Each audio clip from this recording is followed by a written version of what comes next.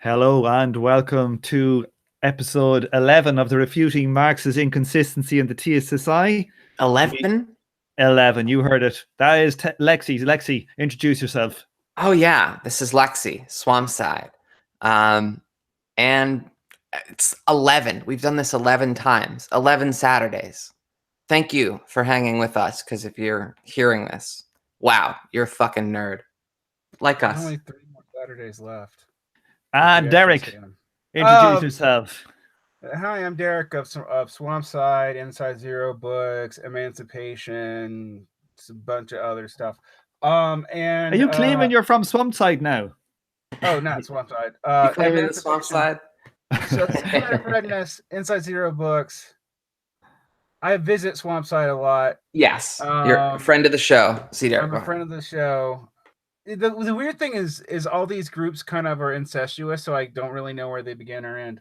But welcome to week 11 of TMI about TSSI. No, that's a great name for a series. What's TMI? Too much information. Oh yeah, I don't know. All you nerds.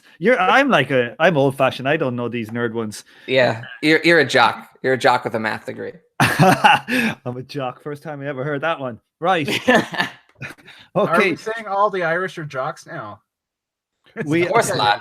Yeah, they're the Scots. Yeah, we're the Paddies. You got me a Paddy. There we go. There it is. I'm a rice field. Now, today we're going to be doing chapter 9, which is the transformation problem. If it ain't broke, don't correct it. Okay. Now, last week, it was 2 weeks since our last episode, or maybe even 3, we did the 8th chapter, which went into the transformation problem and showed how, if you're using the TSSI, that the transformation problem is not a problem, and that you can transform between values and prices. This, we were talking before we came online, this was one of the big reasons why Marxist economics kind of got ditched by economists, because of this transformation problem. So what we're doing is trying to show how, Marx was right and any of these critiques were wrong. So we're going to get a little bit more into detail today. We're going to talk about some critiques that we've seen before, most notably Borkovich's critique. Yeah, corrections, inverted commas. Quotation marks, yeah. That's the one which led to the idea of the dual system and a few other ones. Now we're going to, and some of the more modern ideas around how to solve the problem, both the new interpretation and the single system interpretation, and the daddy of it all, the TSSI, and show how it works, basically. Okay. So now we're going to repeat the last 9 chapters. Yeah, I mean, we again. We don't have to do that like in depth, right? We can surely, we know what's wrong with Borkovich at this point, right? Like we could just briefly sketch. Yeah, so let's sketch out 9-1, aka Borkovich is wrong, with tables, and you and I were talking about this. We can't really go into the discussion for the tables because we don't have an appendix with the math for the tables, so we're just gonna have to take them on face value and move on. Yeah. So some of these tables. So let's just have a quick go of 9.1 here and see what he's saying here. So he basically goes into these selection of essays by Borkovich from 1906 to 07, where he put forth what he called his correction. So the problem with this was that Borkovich basically applied simultaneous valuation and ended up coming up with a breakdown from transforming the prices. It didn't correctly work, and he puts forward his solution. So will we just go ahead and have a look at this solution? Is there anything in this first part? There wasn't. Well, there's one line here in this introduction that I liked, which was okay, just this, maybe the first paragraph. Yet since his attempted proof of internal contradiction is invalid, the term correction is a misnomer. If Marx's solution is not an error, there's nothing to correct. So that's from last week. We showed how it's not an error. You can have simple reproduction. working properly. Thus, the fact that Borkovich's conclusions differ from Marx's does not imply that the latter are incorrect. Borkovich is entitled to his theory of price determination, but Marx is equally entitled to his. Okay. Let's have a look at these tables. Will we go and have a look? Who wants to have a look at 9.1? Sure, let's take a look at it, Tom. All right. We got branch 1, we got branch 2. In our measurements here are means of production and consumer goods. Our output types here, means of production and consumer goods for each branch. But you see they're going to go back and forth because the inputs are measured in means of production all the time. The real wages are measured in consumer goods all the time. But the outputs will be different. So let's just go over it. Branch 1. Yeah? What's up? Fire ahead. All right. So table 9.1. Branch 1, the input for good 1 is 96 means of production, and the real wages are 10 consumer good. The output is 120 means of production. Living labor is 8 labor hours. Branch 2, we got the input of good 1, which is 12 means of production. Real wages is 20 consumer good. The output is 60 consumer good. So that's branch 1, branch 2. The labor hours in branch 2 are 16. The total inputs is 108 means of production, 30 consumer good, and living labor total was 24 labor hours. Let's go on. This is the Borkovich value system. Okay, so this is him setting up his physical quantities. Let's go on and have a look at the actual value and the price systems that fall out of Borkovich ones. He gives us 4 different price systems that would derive from some of Derek, the dual system. Derek, your sound is pretty shitty. Do you have a mic or something you could use? I do have a mic. My mic is plugged in. Just turned the wrong way or something. Yeah, okay. Turn the wrong way. Okay, so let's have a look. If we look at table 9.2, there are 4 tables here. The first 2 are the ones we're interested in. So let's look at them ones first for this.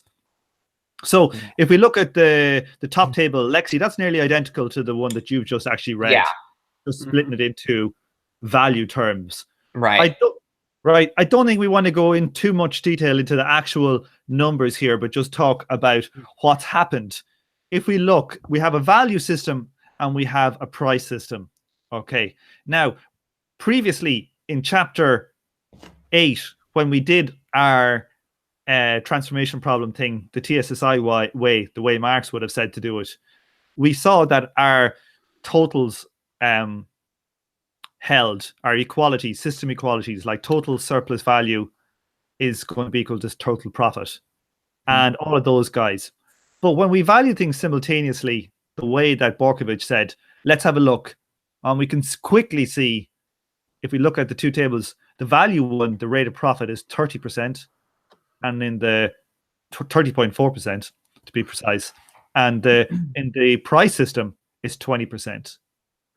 Okay, so we've seen that it immediately cleaves the values differently. And if we look at the value per unit in the value system, it's 1, and the price per unit has changed. One is 1.75, another is 0.7. So basically what happens when we set these things to be evaluated simultaneously, all of these totalities break down, and we end up with a system that measures everything in values going off in one direction with its own value rate of profit and all these things going off in one direction. And at right angles, we got our price system going off in another direction, and it's got its own profit rates and essentially and prices, and never, near the twain should meet. And even when you do different, as shown by the weirder, and I don't understand exactly who they're talking about, other systems of prices, right, they go weird in the same way, even though they Yeah, so let's have a look. He does another branch here. He takes up these guys who put up a different, slightly different solution to it called the Moskovska-Winternitz price system. So these are just 2 economists who came up with their idea. So So like well, one thing I think that has to be said here as well is that when so one thing I think that's important here is that, as far as I know, because in the book Andrew does not really give us the actual ways of calculating these tables, bar in one footnote in chapter 5, I think footnote 5.8, he does it for one of the tables, but not in these. But that there are certain conditions that people equate. That so there are, so for example, on some of them you can force the rate of profit in the price system to be the same as the value system, but you can, okay, actually let me edit that. But essentially there are different degrees of freedoms, and some of the equalities that are held are done arbitrarily as a essentially, what is the word I'm looking for? Initial condition or something. Right. It's something Yeah. that's assumed. Like, So Yeah. so the degrees of freedom are reduced, you know, Yeah. like, so it's arbitrary what you are holding still, and then you end up equating then your prices and everything given those say determinants, and everything else comes off of them. Where in Marx there are more degrees of freedom. We're not arbitrarily holding things equal. Right. If that makes sense. I haven't been very clear in how I've said that. no, yeah. The idea being that Marx has this, a few initial assumptions, and then everything flows from there. Right. You don't have to have as many arbitrary inputs or data points. I mean, Whereas, here we have the value system. I think the point of this page is that there's 3 price systems that could correspond to this value system. yeah, and all of them have one variable that stays the same, but nothing else does. Right. And I mean that to me was fascinating, but I couldn't tell you exactly why that was true from these tables. Say that again, Derek. Well, it's fascinating to me. For example, the pi over CV is the same in all those tables, right? So that tells you something. Okay, well, let's get into that. Every other variable input changes from system to system. Okay, well, let me just get that exactly. I mean, it's sort of explained in No, the, but not it is really. explained. I just need to get to the point here. Okay, so It's one of the bottom paragraph on the 3rd page, right, and then the next paragraph after that. Yeah. Okay, so that is, so let's get here. So this is Yeah, okay, so let's just read. Let's just read from here. Okay. Comparing the price and value systems, we see that they have very little in common. Total profits equals total surplus value by assumption, but Marx's other aggregate equalities are not preserved. Total price deviates from total value, and the price and value rates of profits aren't equal. B and his successors have portrayed these discrepancies as proof that Marx was wrong about the aggregate equalities. Many of them have also claimed that these discrepancies disprove Marx's theory that surplus value is a conclusive source of profit. None of them seem to have seriously considered that the idea that their failure to deduce Marx's conclusion is prima facie evidence that they misrepresented the terms of his solution. As B, 1952, 4032, was quick to note, his correction also implies the law of tangential fall of the rate of profit is incorrect, as Marx's rejection of Ricardo's claim that production conditions in luxury industries have no influences upon the economy-wide rate of profit. Marx and MB's results are incompatible in other respects as well. The source of these incompatibilities is that, as we saw in Chapter 5, simultaneous valuation makes technology and real wages the sole determinant of prices and profitability, and is therefore incompatible with Marx's theory that value is determined by labor time, because time isn't considered this at all because it's simultaneous. Okay, breathe. Breathe, yeah. Derek. Breathe. You need to breathe. Okay, so let's have a look at what he was talking about here in these 2 tables, the table 9.2. He said, by definition, the amount of profit, that's the 42, is going to be the same as the total surplus 42. Right. When we set that initial condition, when we set that assumption, and we start off with our other totals, and when we work through our simultaneous simultaneous determined equations, all these other things pop out. So, like up at top one, your total price is 180. Total value is 180. Total price below comes out as 252. So them two don't equate, yeah. And our prices don't equate. You know, our values on no that don't worry about that. But so the equalities don't hold. Yeah, the equalities don't hold, and then different equalities will hold in different places, right? So, like you look at the next one. So let's look at Moskova, he assumed this that the sum of S and the sum of pi were the same.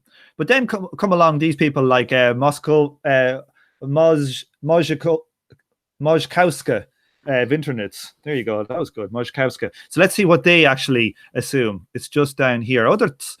Let's read here. Other authors sought to vindicate Marx's theory with even greater finality by choosing a different, presumably better aggregate equality to preserve. Moskowska, 1929, was the first paper of this genre. She privileged the equality of total price and total value, as did Vinternitz. If we use this equality instead of the one that Borchowitz assumed, but retain all of assumptions, we obtain the other table 9.2 price system. So let's go up and have a little look. So they assumed what exactly? They assumed that total price and total value. So let's have a look. So they're assuming 180 here is the same, total P is the same as total W. Yeah. Right. And when you do that, all the other values in the equations obviously will have different values because you're putting a different assumption on. Shit works out differently. We notice though that the profit rate here is 20%. Yeah. And I think that's up to the value system profit rate. Yeah, and I think that's because it's a physicalist, as far as I know. Okay, but, to be a bit of an asshole, I'm only joking. Andrew decides, well, hey, let's come up with our own equality, a random shit. Yeah, and he says, let's consider the possible aggregate equality. The total capital advanced of the price system equals the total value W. Right. So he's just kind of coming up with a random ass one. And he'll show you, look, you can come up with a new and improved price system for that too. Okay, but the big point here is that these assumptions of, you know, saying total profit and total surplus value are the same, like that's kind of like a restriction on things where that flows naturally from the other one. Remember what, you know, the only thing that we have in our other one is that total value is total price and everything else falls out. And that total value and total price is kind of like a tautology. You know, it's not like it's just like a description of kind of reality. Yeah. I think total value will equal total price in aggregate, and therefore yes, pretty much all. And then everything else falls out, and all the other things fall off that. Okay. As far as I am aware. Now, theft versus honest toil.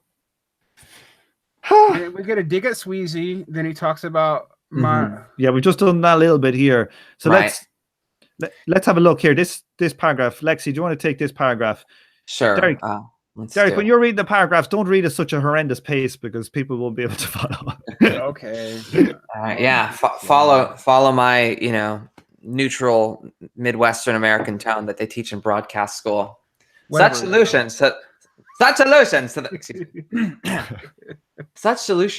to the transformation problem, quote, had certain advantages. The advantages of theft over honest toil, as Bertrand Russell remarked in a similar context. It was much easier to assume some aggregate value price equality and declare that Marx was vindicated than to rethink the problem from the bottom up. As Samuelson stressed in 1971, however, none of these solutions actually vindicated Marx because none of them proved anything. Their aggregate equalities were simply imposed arbitrarily, not deduced, and in all other respects, the value and price systems of the dualistic solutions are simply different. So the otherwise villain Samuelson actually shows that these fixes are not fixes because they're kind of just numbers games. Yeah, like to me, Samuelson seems like he really understood what was going on. Yeah, I agree. Yeah, you know, I gotta like dig into that stuff. I think that's the way I'm really gonna like find some peace about all this, is to look at just about everything Andrew references and to be like, did he represent this fairly? Are they wrong? Well, I mean, I think Samuelson is right that those tables are just arbitrary math. And, no, for sure. And like by the restrictions being arbitrary, you get certain conclusions every time, but nothing really seems to explain much. It just becomes symbols pushing.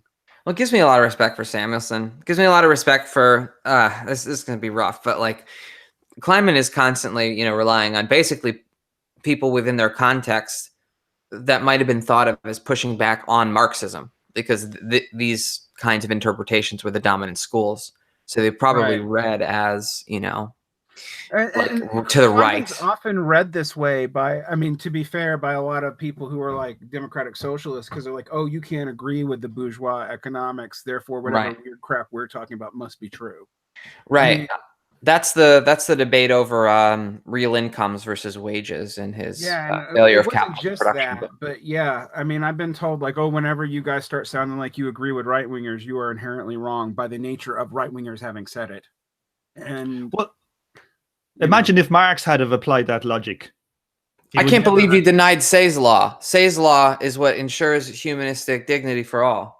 Yeah, or I can't believe he gave Perhune shit for being not as good as the right-wing economist who came before him. It's a dumbass argument. Like, let's read these paragraphs here. Okay. All right. Note also that all three price systems are essentially the same. The price rate of profit in all cases is 20%, which is quite different from the value rate. All other relationships between the various price components, the ratio of profit to wages, the ratio constant to variable capital, etc., are also the same. The only difference between the systems is that the figures in the Borkovich price system are all 40% greater, and the figures in the new and improved price system are all 20% greater, and that those of the Mauskowitz-Winternitz price system are all 20% greater than those of the Moskovska-Winternitz price system. Governments often alter their nation's economies in the same way, not at all, that is, when they change their currency unit. All simultaneous dual system solutions necessarily share these properties. They preserve only one of Marx's aggregate equalities, and only by imposing it by fiat. None of them preserves the equality of the price and value rates of profit. They all arrive at exactly the same price rate of profit, and they differ from one another only by a scale factor. Okay. So basically, they're all essentially the same thing with slightly different numbers, with the same rate of profit. And it's kind of like he's saying, it's just multiplying each other's values by a certain constant. That's so the corrections to the corrections are math games. Stop it. Yeah. Okay. Yeah. It does look like the sticky tape stuff that you were talking about, Tom, which is a good way to frame the idea of a degenerating research program needing more and more ad hoc kind of solutions. Yeah. Oh, yeah. The revenge of what we want is algorithmic complexity. We want it squashed. We want a reduction in algorithmic complexity. All right, everybody. What we want is Occam's razor, but not too sharp. Not too sharp. Okay, that it gets rid of value. Relative parsimony, not absolute. We don't want just price. No, value and price. That's actually a really good point. Is that kind of anti-reductionist ethos, but sort of like allowing things to be reduced when necessary. Like I think that's like the sweet spot between. My basis for understanding when I think systems go wrong is physics. So I'm just gonna make people. I'm a distruster of brain and string theory, because the algorithms get more and more complex, but they also become completely improvable, and some of the assumptions seem arbitrary just to make the math work. And I feel like I'm seeing something similar with these post von Bolkowitz corrections to Marx. Like you're just seeing arbitrary fixes to make the math work, which making the system ever and ever more complex, and it doesn't really do anything. And if they're right, Marx is wrong. So why are you even doing this? Anyway, let's go on. Let's keep going. But yeah, absolutely, I concur. But the one reason why, like we said that, but you can't just use price and not use value, is that if you don't use price, like if you don't use value, let me put it this way: a scientific theory has to be as small as possible, but it has to explain the data. And if you don't have value, you can't explain the falling rate of profit. So while we need it needs to be sufficiently small, if you know what I mean, and sufficiently big. Yeah, but the field is bad enough where some people don't see the falling rate of profit. I know. Let's keep going anyway. We got the NI solution. 9.3. Move on. Keep on moving. Right, we got 9.3. This is the NI solution, which was one of the first kind of halfway house solutions between the dual system that Borkovich inspired and the TSSI. And what these guys did, let's just read it. Let's see where we go. They basically, I think, took the wages. It's always the price of wages in both tables they took, instead of it being the value of wages in the value half and the price wages in the other half. Okay. Let's say, so these finally emerged in the 1980s. Proponents of the NI, Dumesnil and Foley, challenged the Borkovichian, that's a nice word, interpretation of the value of variable capital. According to the NI, the variable capital value is not the value of the worker's means of subsistence, but the sum of value that workers actually received as wages. Thus, if workers are paid the value of their labor power, their wages depend upon prices, not the values of the means of subsistence they need in order to reproduce the labor power. Okay, so it's like a halfway house. It's kind of knitting a small element on these two branches that have diverged. It's kind of knitting them slightly back together again, and the thing that it's knitting together is the wages, and it's putting the wages in as price.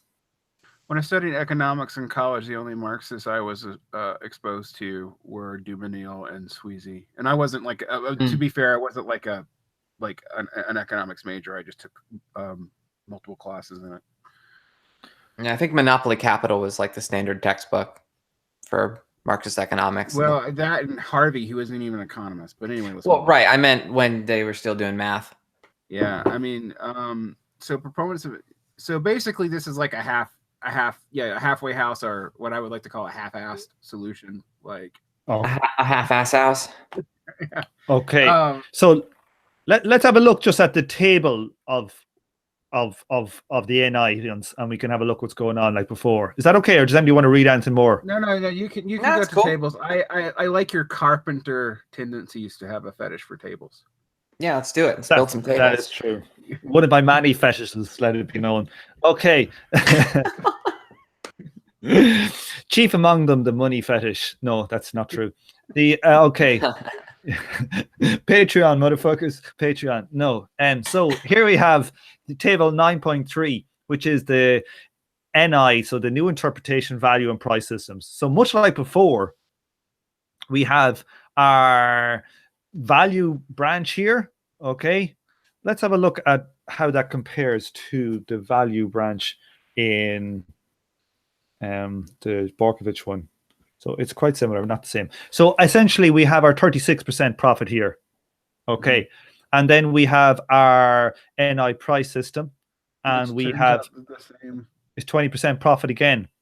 Observe. So that's interesting. I think this comes down to being the physicalist rate of profit.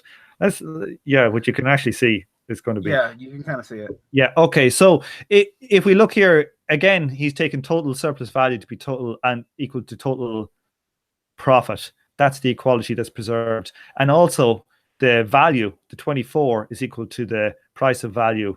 Okay. But then everything else is calculated off those restrictions. Okay.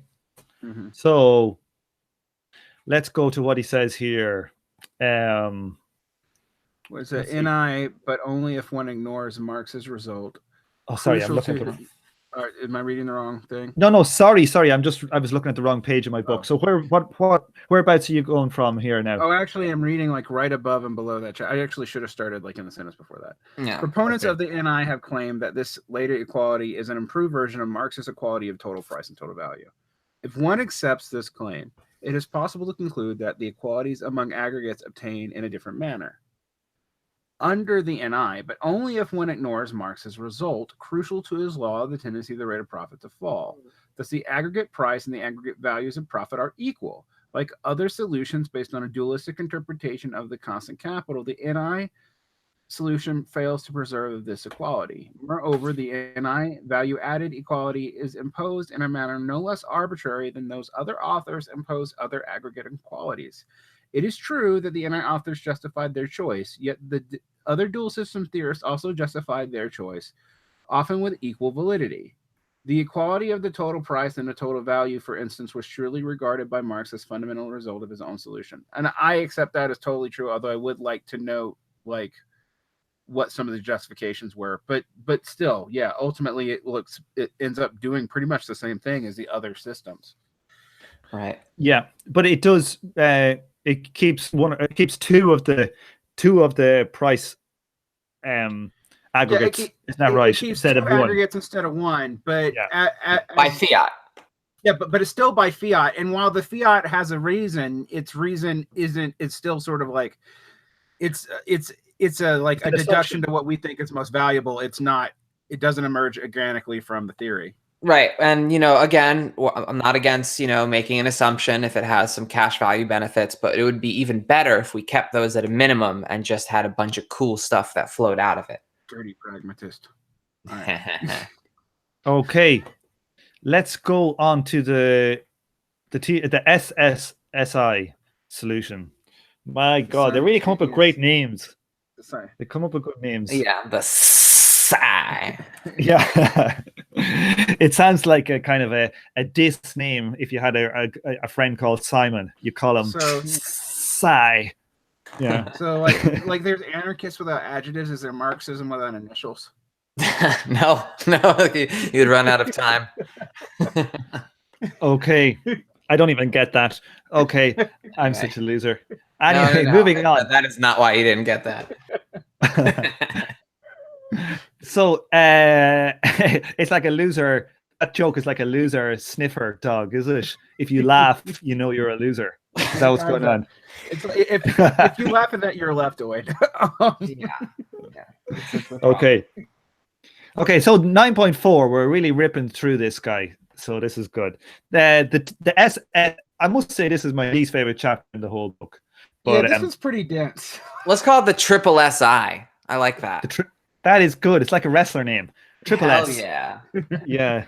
Let's do some DDTs here and then some MMTs. Now, so we have the SSI solution is essentially very, very similar to the TSSI.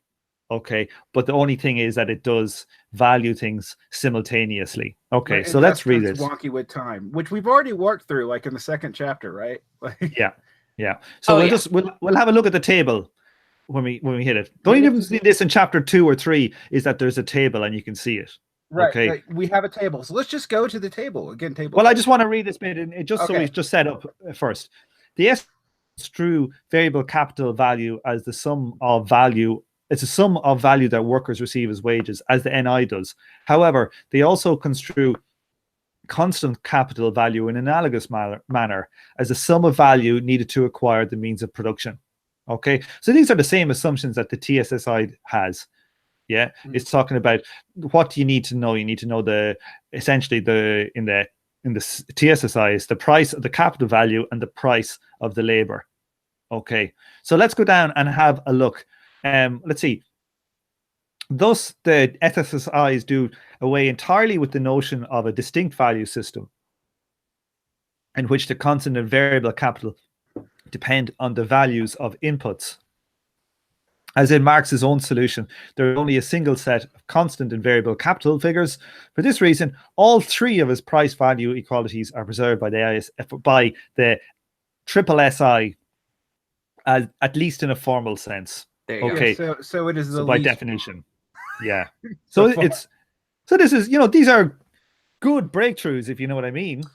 Yeah. We shouldn't shit on them. They're actually getting towards what it should be instead of some bullshitty Sweezy Borkovich Samuelson stuff. So these are getting there.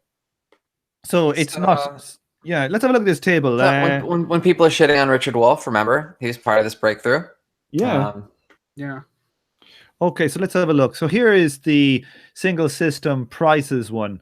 And we see this is, it maintains the surplus value is the same as the profit, the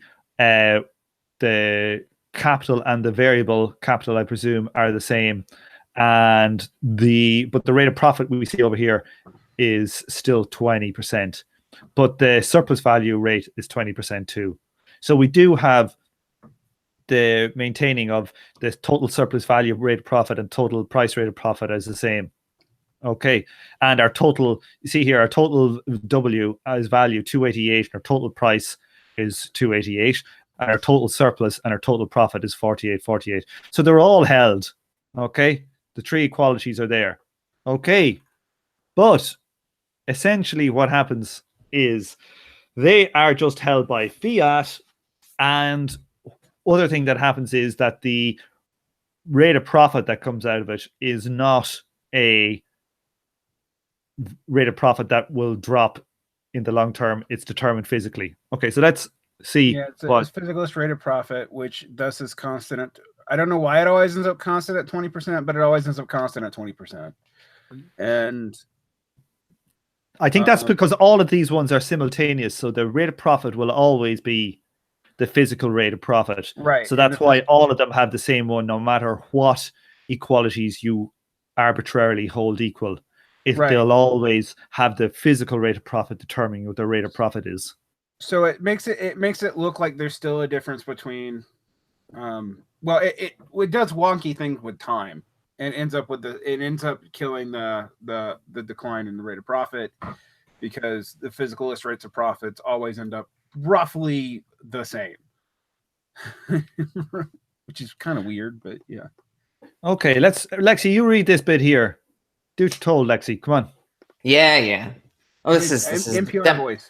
The Democratic Centralist organization, obviously.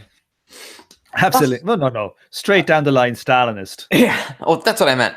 Yeah, cool. I just wanted to be perfectly clear. We weren't some Leninist bullshit. We're Stalinists on this podcast. That's right. The Stalinists disdain to conceal their views. Anyway, thus we have a curious paradox. The triple SI preserved Marx's aggregate equalities, yet they imply that Marx's rate of profit is identical to the rate of profit of his physicalist critics. The voice is the voice of Marx, but the hands are the hands of Schraffa. Dun dun dun. Dun, dun, dun, dun, dun. It's pretty good. It's a pretty good line.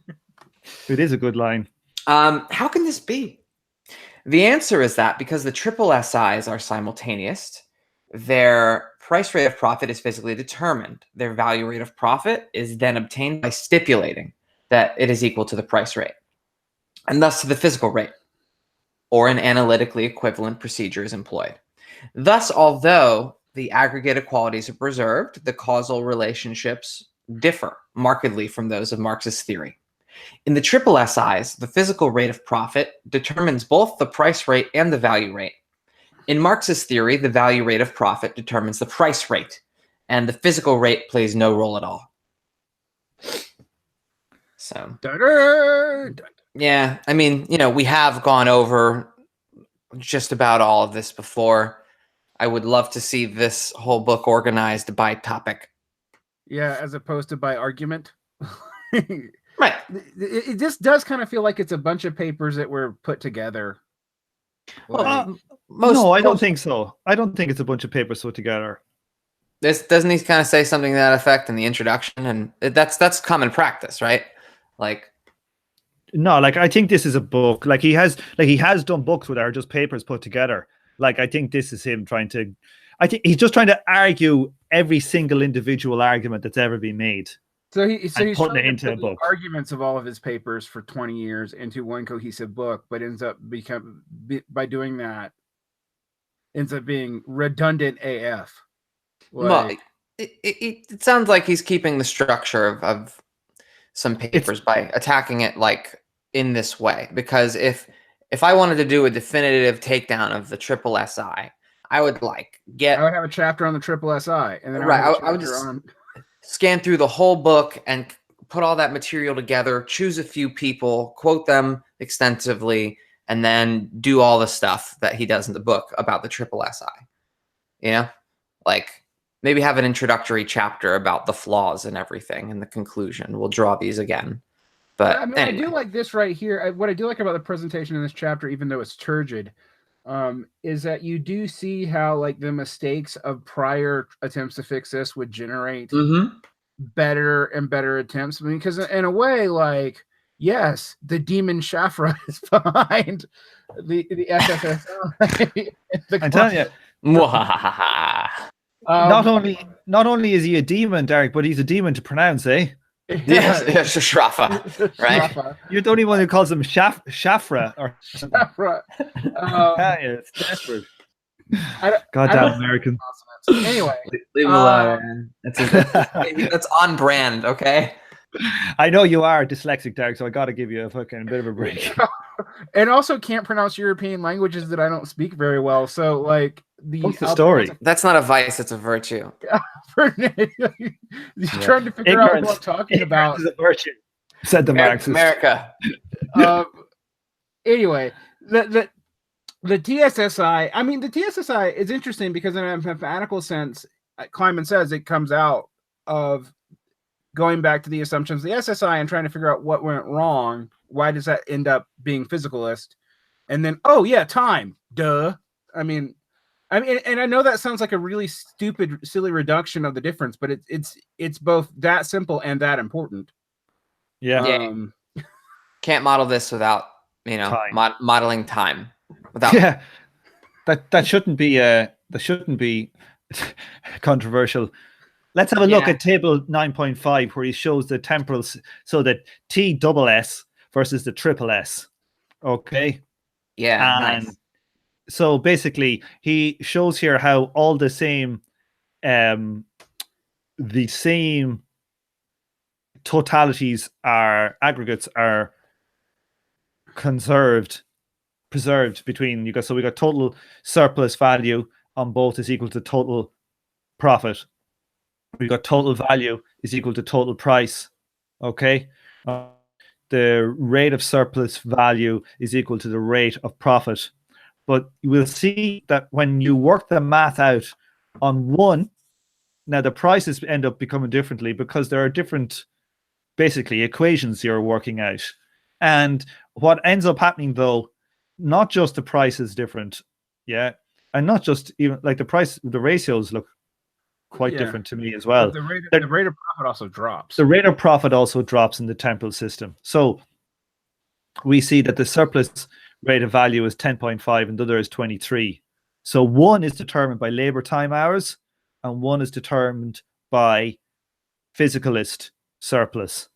So what we have is the SSS did a pretty good job in trying to get there, but the key flaw was the simultaneous equations. But when we use the TSSI, we end up solving and replicating all of Marx's major points.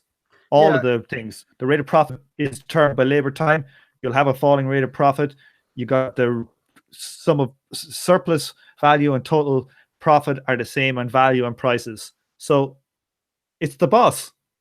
Yeah, and so you could do the math. What's interesting about this chapter, though, even though it's turgid, and I want to admit that it's totally turgid, is that it made me more sympathetic to how the SSI emerged.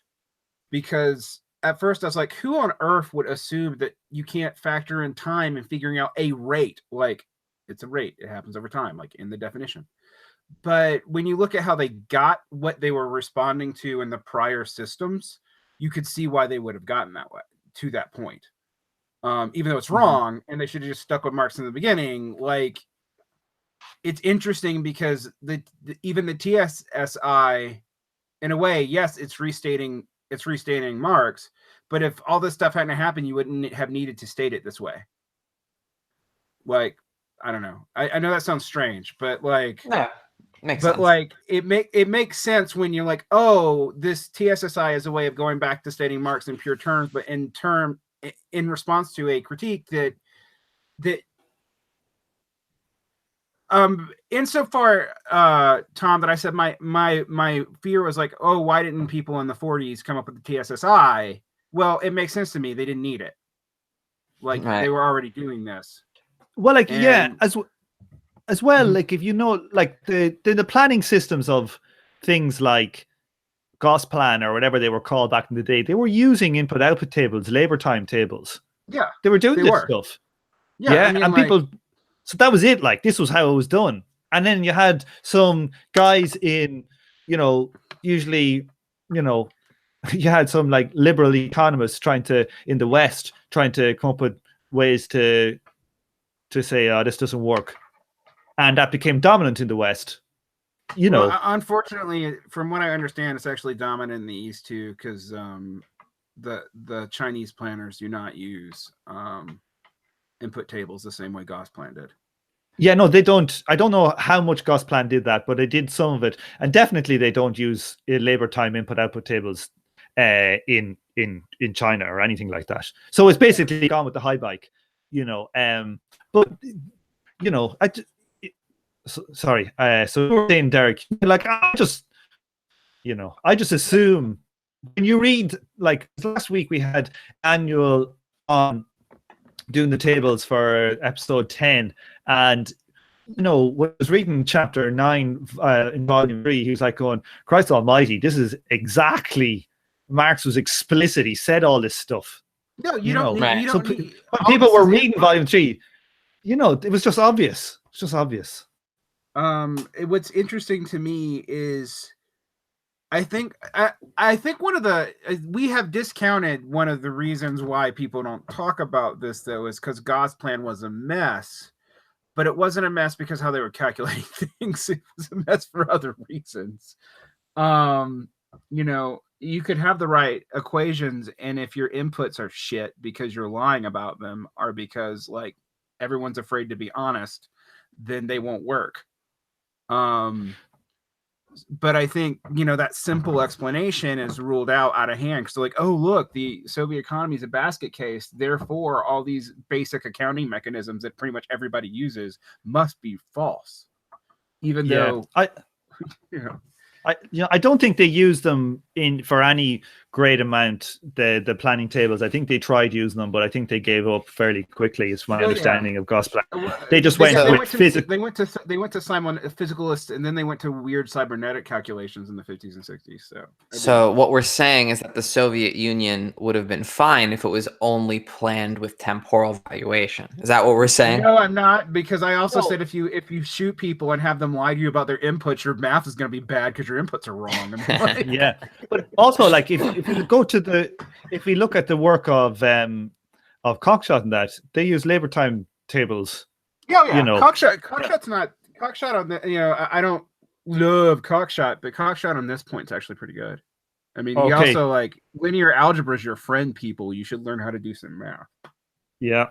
So let's have a look at the critics' response to this dude. Okay, do we really? Okay, yes. Let's look at that. Okay, let me just get that's crazy large writing. So essentially what we end up seeing here is that mostly people give some kind of begrudging respect.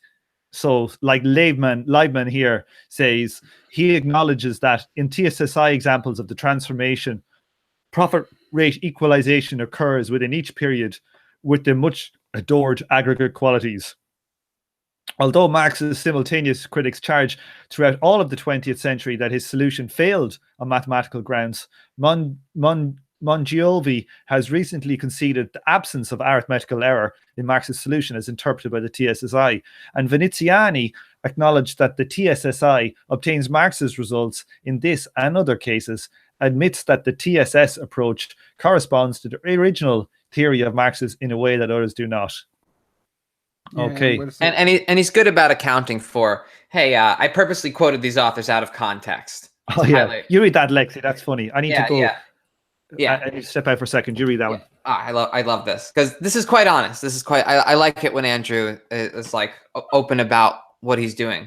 Like, I have purposely quoted these authors out of context in order to highlight the facts that they have acknowledged. If one does not read their works with extreme care, it is easy to overlook these very brief acknowledgments, which are tucked away within texts that divert the discussion from the question of internal inconsistency, even to the point of making it seem that this is not what the transformation debate is about.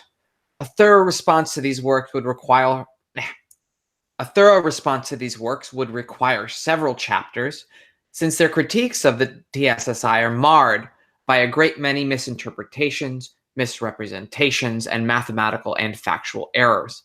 Here, I must limit myself to discussing a few of the ways in which the above authors try to lessen the impact of their concessions by diverting readers' attention elsewhere.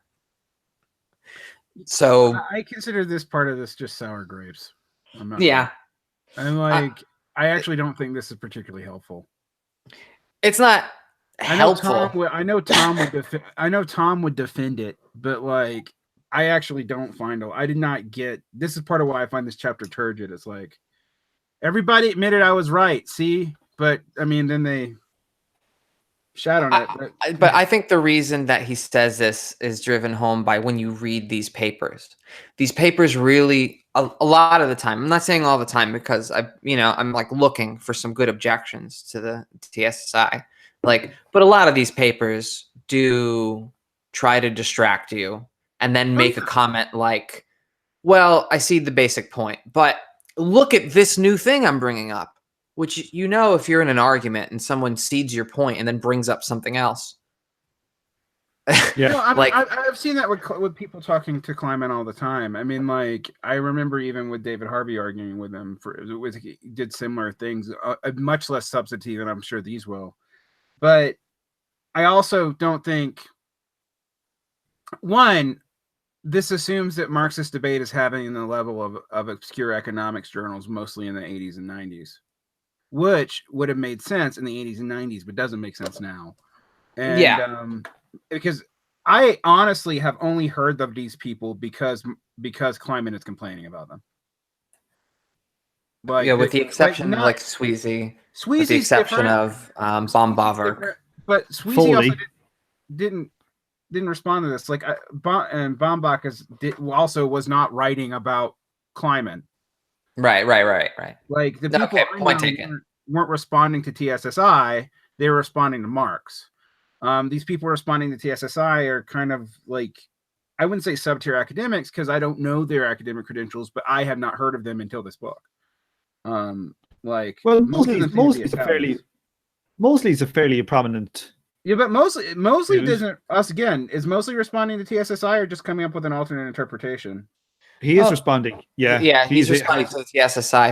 From what I can tell, Andrew kind of changed his mind about temporal valuation. What do you mean? I don't think, like, I don't know. When I was, how do I say this? From what I understand, that'd be huge. Yeah, right.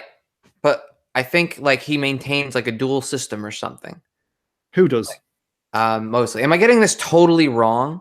We'll get there in a while. You're talking about Mosley. You're talking about Mosley, right? Not Andrew. Because when you said Andrew, I'm like, it's Fred Mosley, right? Like, no, I'm sorry, Kleiman. And this is from what I understand, and so I really need to back this up by reading. So feel free to cut this if we figure out it's wrong later. Mosley and it's not all these Italian people that no one's ever heard of, because I actually have heard of Mosley before. Yeah, and I would like to read his book that is in part a response to this book. The Money in Totality. I have it right here. So he that's something I would very much like to read. It seems like a good faith response. I don't know if Andrew would agree. On Marxist monetary theory, which is apparently in response to both. Really? Okay, because we desperately need a good monetary theory. Because I have backup stuff to actually it's collected papers, so maybe not. But anyway, what are we talking about? We're talking about how I don't care about the Italians and only want to talk about the people that I've actually heard of. And that's only because you can't pronounce their names. Not just that. It's also that outside of a very obscure set of academics, a lot of the people Kleiman is mentioning, I don't think have had a lot of influence. Right. Since he wrote. And I'm not saying, and I don't know enough about the economic milieux about the 80s and 90s in early aughts to know if they had a lot of influence then. Like, I just don't know. No, you're right. We're talking about journal academics, people that have an audience through a specific set of journals. I think Liebman, for instance, I found out because he was in some debates about historical materialism, I think in the journal Historical Materialism. Right. Right. And But- so I don't think I'm just saying, like I said, that this seems like important, but also kind of sour grapesy. And I wanted to go to the more substantive stuff, which is the appendix on Mosley. I don't even understand the Longender's point, so I'm going to ignore that. Okay. Well, I just like I like a couple of these things in here where he gets. Okay. I like him bitching a little bit because he like talks about how it's just the bait and switch arguments. You know what I mean? By the time you actually nail down the TSSI and you say, "Look, it does work," and then he goes, "Yeah, but like value is kind of absurd anyway." You know what I mean? It's kind of with these guys, bait and switch. It's like somebody saying, "Oh, look, an eagle." And you're like, "Fuck." Well, I mean, they also like marginalists were never going to accept value anyhow, right? Like they don't even think it's a valid category. But I think Derek as well, that a lot of these guys are like, most academics in any field are not known, and also I think a lot of these guys aren't even Marxists. I think a lot of them are Straffians. So they will never admit anything. But Full stop. But I mean, to a larger degree, though, like when we go through this book and you're talking to people who are not involved in a very specific subsect of academic Marxism, they've not heard of even Straffra, much less. And Straffra's important. I'm not actually denying that. Much less a lot of the later like quasi defenses of it and all that. But what's interesting to me, and what I think is telling, where I think you have a point, Tom, is a lot of these things are assumed in people who are more famous. So, for example, we've talked about the analytic Marxist, or David Harvey, or Richard Wolff, or Richard Wolff is part of and assumes SSSI. Harvey, I don't really know what he assumes, but he sounds a lot like he just doesn't want to deal with the decline rate of profit, so he's either SSSI or NI. But I don't even think he knows. So, like, maybe he doesn't. He knows that he's not a value theorist, right? And he knows that whatever, he doesn't ever explicitly came out and said which. Yeah, but which non-value theory that he actually supports, right? Yeah, exactly. Wolff is too good for this category. Wolff didn't just assume SSI; he helped. No, I said he's part of development. But you know what though? I've listened to Wolff and I've read a lot of his books, and I don't hate him. I really don't. I think he's a really nice man. He's a very nice person. But some of his economic claims are real hard to prove. Listen, I'm with you there. And again, he's a post-structuralist economist. Yeah, I mean, one of the things he kept on talking about when I was listening to his speech is how the economy is really bad right now, and I'm like, are you seriously saying this at this moment? Like, he's just tactically, that sounds dumb. Like, secretly, the economy sucks. Well, it's still true for people in lower income brackets and that are precarious. It's always true for people with lower income brackets. So just say that. Don't try to make it sound like capitalism's on its final crisis mode when its profit rate, when like its GDP is not, and GDP is a bad measurement. Don't get me wrong, but the GDP is actually probably the best it's been in forever. Yeah, to be fair, I've definitely heard a bunch of non-Marxist, not even liberal, finance people that were working in tech. No, I'm not talking about Austrians. Biography time. I briefly, did some rideshare work in San Francisco and drove around a bunch of finance people and drove around finance people that work at tech companies. And 75% of them, I'd say, are waiting for the big one. Well, they should be, because they actually understand that their entire industries are actually held up by a mixture of state and really seemingly irrational venture capital. Preposterous over bubbling. Yeah, that has no way of profiting ever. And I mean, it's part of the business model. It's not the profit for a certain amount of time. I mean, this is another thing that's interesting to me, that tech entrepreneurs actually kind of get the declining rate of profits because their profits are not profits, and they all know it. Yeah, it's monopoly. Yeah, they're monopolists. It's a weird rent. It's all rentier bullshit. Okay, Anyway. let's keep going. We're way off topic. Yeah, let's Yeah. actually finish this. I want to get to Mosley. Yeah. Let's do it. Okay, so we get to this. Anderton does a kind of an ad hoc appendix. Oh my God, where's it gone? Here, where he takes on two other solutions for some reason. Not exactly sure why. One of them is the Loranger solution. Now, this Loranger solution is very abstract. I think it's just another one that I really don't want to really go into, to be honest with you. It was weird in the way that value form theory is weird, but I don't think it is value form theory. I don't really understand it. I'd have to read the book or the paper. I mean, do we want to just briefly touch on it? Okay, if you want to. Yeah, we can say something. Look, Loranger succeeds in deriving all three of Marx's aggregate equalities, and his price rate of profit is determined by not only equal to the value rate. Mm-hmm. Yet these results are meaningless because other results which emerge along with them are impossible.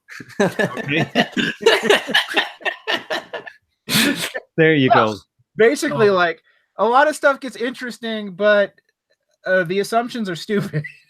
well, he ends up with like negative wages and stuff, and like positive in the value system, but negative in the price system. Like, so look at it here. Yeah, here's table 9.6.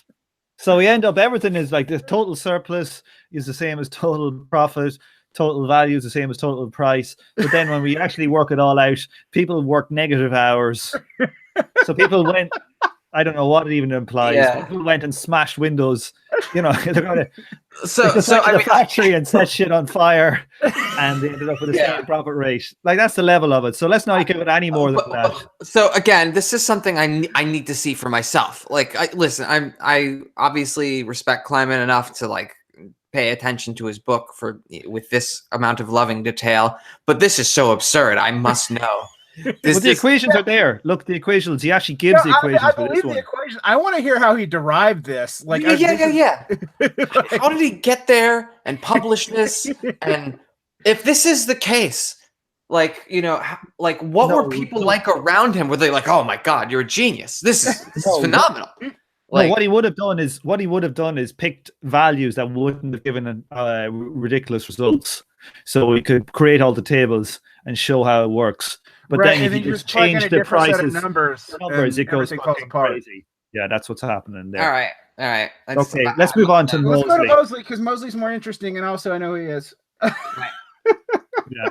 Okay, so Mosley's an American for you Yanks, goddamn Yanks, with their intellectual imperialism. Here we go. Now, Anglo-Saxon theoryless barbarism. That's it. Yeah. You know, a lot of us are Irish, though. I'm just saying. That's true. You're a bit of everything. You're like one of those people in one of those DNA test programs, and it comes back from every single continent. A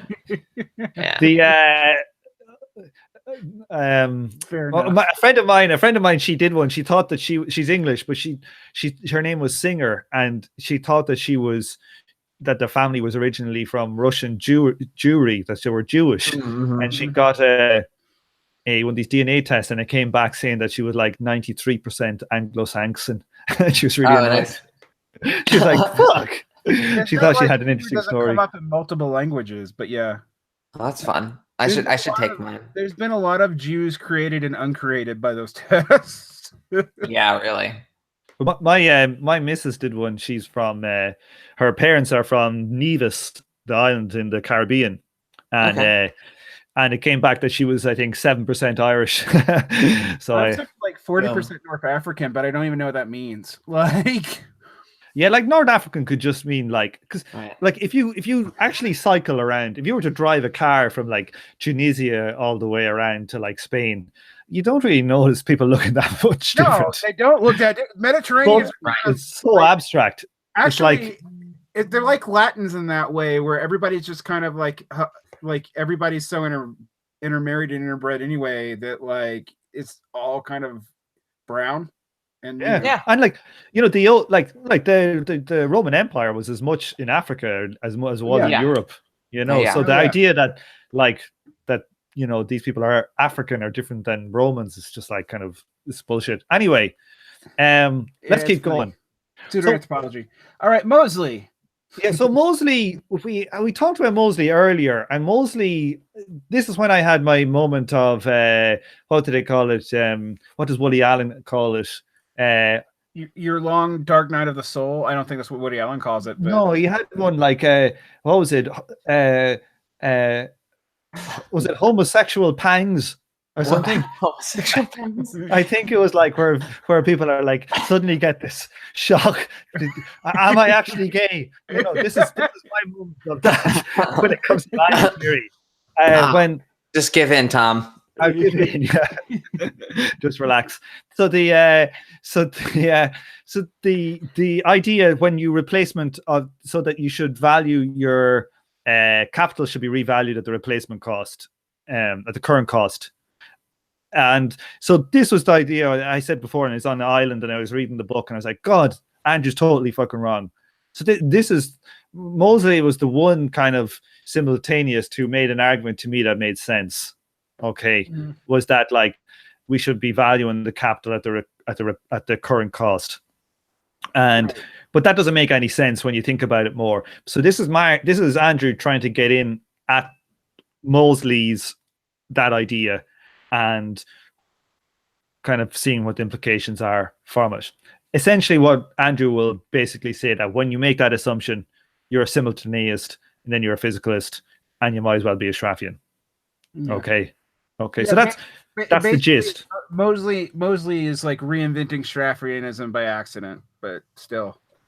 All right, so that's the claim. You can cut what I said earlier because from what I understood, he accepted. From what I understand, like Mosley accepted Kleinman's refutation of the Okishio theorem, and basically okay, and basically proposes like an alternative measure. Just Kleinman thinks it's just all the same shit anyway. Yeah, Kleinman thinks that once the replacement cost does end up making you a simultaneous because you value inputs simultaneously structurally by doing it, even though the reason Mosley gives for it isn't insane. And honestly, I don't want to read it after this because frankly, after we get through this book, I'm going to need to talk about another element of Marxism for a while. I guess that makes sense. Like, don't make me go back into monetary theory immediately, Lexi. I've been doing this for like a year. Okay, sorry, emancipation listeners. We'll come back. We'll come back, but I mean, I'm the monetary theory expert here, boys. Yeah. Sorry, whatever, girl. Sorry. Sorry. I mean, I actually do think we should talk about McNair's revolutionary strategy next, particularly in light of how the people who adopted it have changed from what it said. Oh, all right. Yeah, you know what? That's worth doing. That's perhaps more important. But anyway, we can do Mosley, and then like Tom can have like his eye like that little like blood vessel over his eye like twitch and pop. But oh yeah, what do you call it? I'm going to do a series like this on Mosley's revolutionary strategy next. By the looks of it. McNair's revolutionary strategy. McNair's, I mean, yeah. No, that's what I want to do too, because I'm going to that. Then we can do Mosley and talk about if it's fair. Screw Mosley. I've had enough of value theory after this. I don't want to see it ever again in my life, to be honest. You've got loads of more interesting shit to do than read another person going simultaneous. Well, listen, on emancipation, we'll eventually be doing more value theory because, I'm glad that we're getting a chance to acquaint listeners with essentially what is my analytical starting point. And then we can proceed from there. But I get it. Life's too short. Can we do a whole series on why Trotskyism sucks, even though it sucks much less than other things? I mean, we're going to read revolutionary strategy, aren't we? Yes. Yeah. Okay, let's keep going. All right. Mosley sucks. Move on. So let's just read these bits here, because this is the argument rolled up. These bits. Although he claims that his interpretation is non-simultaneous because its value magnitudes are determined prior to its price magnitudes, the constant capital that is taken as given and transferred to the price of the final product is the current replacement cost of the existing means of production. Thus, the sum of value transferred is not the actual given cost of the means of production when they entered into production process, but what it would cost to replace them when the output is sold. In other words, the constant capital is retroactively revalued at post-production prices, as in every other simultaneous model. Moseley maintains that his interpretation nonetheless takes the constant capital value of given. When prices of means of production change during the production period, constant capital continues to be taken as given, but the precise magnitude of constant capital that is taken as given changes as a result of the change of the value of the means of production. The fact that the magnitude of constant capital may change does not imply that the constant capital cannot be taken as given in the determination of output prices. Well, that is utter gibberish, if you ask me. Let's see what Andrew says. But of course, this fact implies exactly what it says it does not. If Moseley's salary is given by contract at the start of the year, but his employer pays him only half that amount during the year, only the precise magnitude of his salary changes and not the word salary. Does this mean that his employer has not violated its given contractual obligation? Yeah. You know, it's just word salad. It's word salad, you know? Yeah, so basically Moseley doesn't think he's being a simultaneous, but he has to be, and his justification for how it doesn't work doesn't make any sense. Yeah, he's playing word games. That's just pure word games. So is this, so that's what Andrew and Fred had gone back and forth about? It seems like it. But I would have to read stuff beyond this too. Right. Because I'm not gonna lie, I like some of Moseley's work, but even though I own his book on money, I've not read it. So okay, Andrew goes into another table. Okay, we see is Moseley's interpretation. Okay, and oh yeah, I remember reading this one. Oh Jesus, what the hell did this say? Does anybody remember this one?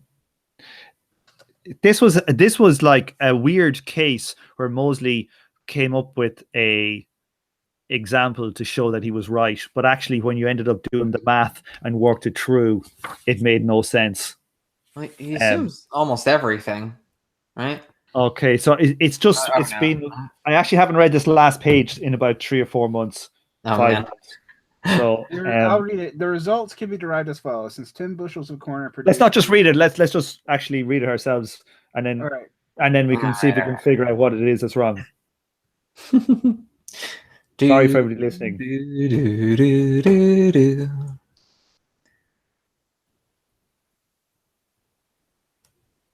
I think this is one where he's showing that the rate of profit drops. This is Moseley's interpretation of how the rate of profit drops. But actually, when you get into it, it doesn't work at all. Because it ends up only working in the way that the physicalist works. Exactly. Yeah. So, and then if we get to it here on page 174, thus Moseley's rate of profit is determined by the same technological and real wage coefficients that determine all other simultaneous rate of profit in exactly the same manner, that he expresses his rate of profit as the ratio of surplus value to capital value advanced instead of a rate of physical coefficients makes no difference. It is all value form and no value substance. Okay, there's no point in getting into the calculations there because I have read them and Andrew's calculations absolutely make sense. But in essence, what he's saying is here that Moseley is determining his rate of profit by comparing the value rates, but essentially they're determined by the actual the physical rates in when you value simultaneously, and so it's all bullshit. And because use of the reason why it's contentious is use of replacement parts ends up making it a simultaneous argument. Replacement cost. Yeah, replacement cost. As your derivative factor ends up making a simultaneous argument anyway. That's really what comes down because Andrew shows through and it's algebra. It's not hard. Like I could follow it. That when you plug in those numbers, it ends up being nearly identical to the physicalist rate of profit assumptions, and so. And this is one of the times where Andrew does actually painstakingly break down the math and shows you all parts of it, including all the sub equations. So, it works. See, you can look at it if you want to check it yourself. Yeah, Ultimately, I'm going to just want to look side by side at Moseley's book and Andrew's representation. The other thing is if that's in Moseley's book, because this is from a paper in 2000, and let me see. Right. Mosley has, I think, changed some of his positions with regards to this, but I could be wrong. This book because is papers that he wrote. Hold on, maybe it's not all papers. This book is written between like 2000 and 2015, so some of this stuff may be different now. Well, regardless, I think this is just a situation where they disagree about the description of Mosley's work, like whether what is simultaneous or not, right? They do, but I actually think Andrew's mathematical description, as far as it is presented right here, holds. Like, look, if you do replace, it's the exact same mathematically as saying simultaneous. That's just what it is. Because replacement cost is, there's no mathematical difference between the two. And if you do what he's saying, replacement cost, you'll end up with a physicalist rate of profit. Yeah, and it's not it's not math. It's just pure logic. Like if you're saying replacement cost, it means you're valuing stuff constantly at the current state of value, not at what it was in time. I mean, that just makes sense. Okay, well, look, we're after getting through. Oh my God. Chapter 9 is being complete. Now, that for me, that was complete. That was my least favorite chapter. I don't know. Chapter 10's pretty hard. Oh, the fundamental Marxian theorem? You mean where they try to recreate the exploitation theory of profit without the TSSI and that kind of thing? Yeah. Oh yeah. I didn't mind that chapter. That wasn't the fault of Andrew why that chapter hurt. No. He does a very good job of making an abstruse debate much clearer with this chapter. Because I've actually read some of this is one of the things where I actually have read some of this stuff, because for a while Okisho theorem stuff was super hot in a subsection of Marxism, and I was like, what are you guys even saying? And I read the Okisho book and I was like, I don't know. This feels like instead of word salad, like word plus number salad. This is math overkill. Well, it wasn't just math overkill. Like, I didn't understand how they were deriving variables and stuff. Sure. And I understand it more from reading this, but it was painful because I'm like, this is kind of nuts. But luckily that chapter is short. Okay. Well, let's the fundamental Marxian theorem is the next one, is where he basically goes. That was well, we won't talk about it now. But it's a suplex on the Okisho theorem. Let's just move on. Yeah. So we got 10, we got chapter 11, which I like, and then we got a wrap up. Great. Oh, chapter 11 might ruffle some feathers. Yeah, but that's interesting. I don't care. So we got chapter 12. That's what we're doing. We're ruffling. We're professional feather rufflers. I'm getting there. So are we gonna try to do more than one chapter in a week, or no? I don't think it's ever worth our while. So we got 3 weeks left. 3 weeks left. We have a very dense chapter coming up. Then we have a chapter that's mostly econometrics and that kind of stuff. And then we have the conclusion chapter. Which the conclusion chapter is easy, but yeah. Now for the conclusion chapter, should we do anything special? Should we read anything in addition to that or whatever? Or would we want to do an additional section afterwards for a brief response, maybe one episode, maybe. Well, let's just bring things offline and we can chat about that shit offline. Yeah. Right. So we won't have to edit the goddamn thing. Got to leave the listeners hanging. All right. That's good night, everybody, or good morning. Well, let's say hi to the chat here before we go. True that. We have had a few in the chat. We've got 12 stragglers watching us now. We've had Max Wade. We've had Alexei Katsopoulos. I never heard of them before. Antagonist 1DZ, our stalwart chatmeister. Lighten up the chat. Jake P, who wants us to do some political implications of what we've read, which I think is a good idea, although Alexei doesn't. But No. I don't. Alexei's a loser. Let's get that straight. I think there are political implications in the last chapter, but I worry because, and I'm going to go ahead and say this, and it's going to make a lot of people who are fans of MHI mad at me. The politics that have actually come out of this in the last 2 years are not heartening. Well, I mean, they're not consistent. Actually, that's the thing about that, is that if you would take away political implications from value theory, what MHI is doing is inconsistent. And so that leads me to believe that these abstruse debates about value theory aren't actually what's informing political practice. And the reason that we're combing through this meticulously is more of a consequence of a responsible Marxist outlook than it is any like anything politically really necessary. I do think it matters if you think the declining rate of profit is a thing. And also, Kleiman in this book does sort of repudiate final crisis theory. Like, I don't know if he does that.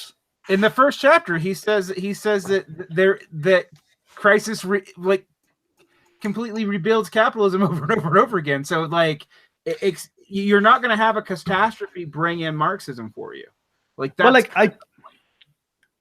Andrew makes the point that that the rate of profit can be restored, okay, but he doesn't get away from.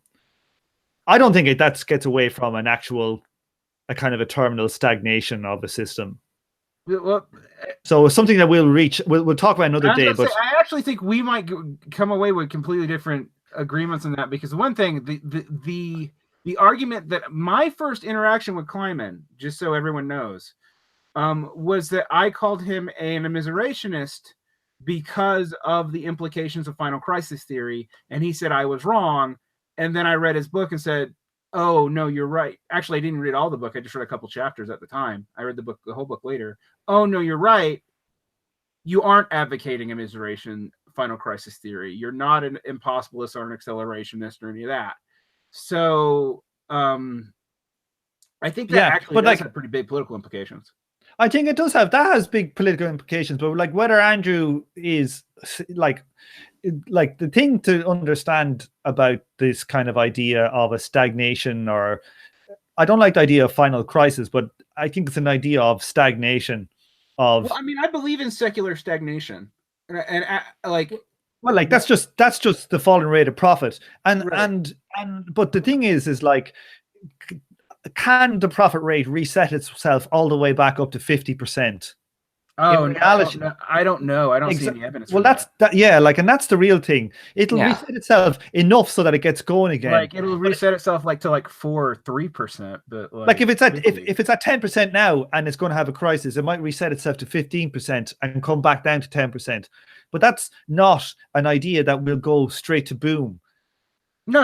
Endemic in the system is not that it can reboot itself to a great thing unless there is some absolutely enormous upheaval, like revolution or wars. Well, all that I'm saying here is that if you consider what it would take to restore a healthy rate of profitability throughout the entire economy, something that the economy really, really incentivizes, you're really imagining something like an apocalyptic scenario. Oh, and yeah. But then again, like most of the way people talk about politics in Marxist circles, imagine an apocalyptic scenario, which is right. So it's what I want to cut against. But they don't do it from a position of actually informed theoretical conclusions. Well, no, I'm going to disagree with you. There are people who have informed theoretical positions on this. They're just I'm not saying they're recent ones, but I'm just saying the general people who talk about late stage capitalism and all that bullshit. Oh yeah, well, that's funny because what they're doing is they're quoting Mandel without even realizing they're doing right. Yeah, they're not aware. They're not aware that late was supposed to mean like they're about to die. Like, they just think it means recently. Like a lot of them anyway. Like anyway, but let's just say goodbye to these people in the chat and we can go offline. Yeah. We also have JP and Puya K, and we've just Data Lower de la Terra, and we've just recently been recently joined by Oswald Spengler. Oh, hello, Oswald Spengler. Thanks for coming back from the dead. Switching sides. So antagonist may have some real competition if we got Spengler. We have a greater contradiction. I'm getting decadent up in here. All right. We gotta bounce. We gotta bounce fast. Yeah. All right. Bye. Okay. Dudes and dudettes and everybody, thanks very much for joining us for this episode, and we will speak next week anew. Next week we've got a tough one. It's going to be mathematical as a motherfucker. So long. You're all revisionists. Bye. Bye. Hi, Coco. Bye.